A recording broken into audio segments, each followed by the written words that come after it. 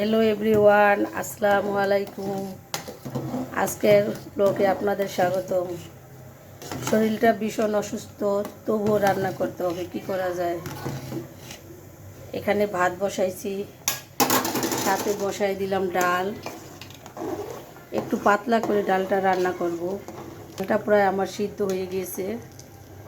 এটার ভিতর আমি তেল, পেঁয়াজ, রসুন এবং একটু শুকনো মরিচ দিয়ে ভেজে নিচ্ছি। আমার ভাতটা হয়ে গেছে। এ পর্যায়ে আমি ভাতটাকে ঠিকা দিয়ে দিব। আমার কাছে কাঁচামরিচ ছিল না, তাই আমি শুকনো মরিচ দিয়ে ডালটাকে বাগার দিতেছি। ডালটা আমি বাগার দিয়ে দিয়েছি এবং বলক আসলে নামিয়ে নিব। বেগুন দিয়ে তেলাপিয়া মাছ। এই তো আমার বেগুনগুলা ধোয়া হয়ে গেছে।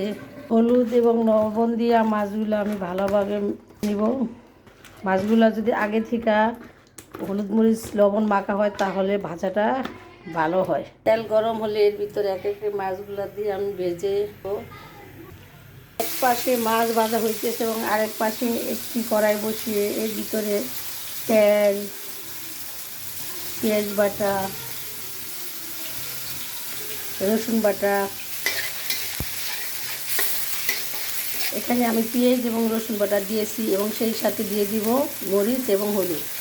দিয়ে দিলাম 1 চামচ হলুদের গুঁড়া, দিয়ে দিব 1.5 চামচ মরিচের গুঁড়া,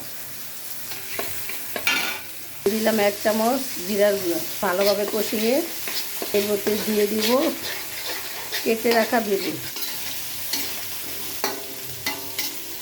বেগুনগুলো আমার কষানো হয়ে গেছে। এ পর্যায়ে আমি উপরে মাছগুলো দিয়ে পানি অ্যাড করে দেব। দেখেন তেল বেরিয়ে গেছে।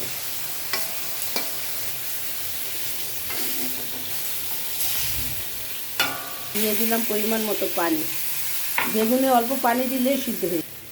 এই পর্যায়ে আমি ঢাকনা দিয়ে ঢেকে দেব। আমার তরকারিটা হয়ে গেছে, দেখেন কালারটা খুব ভালো এসেছে। এবার আমি চুলাটা অফ করে দেব। এখানেই শেষ। আল্লাহ হাফেজ।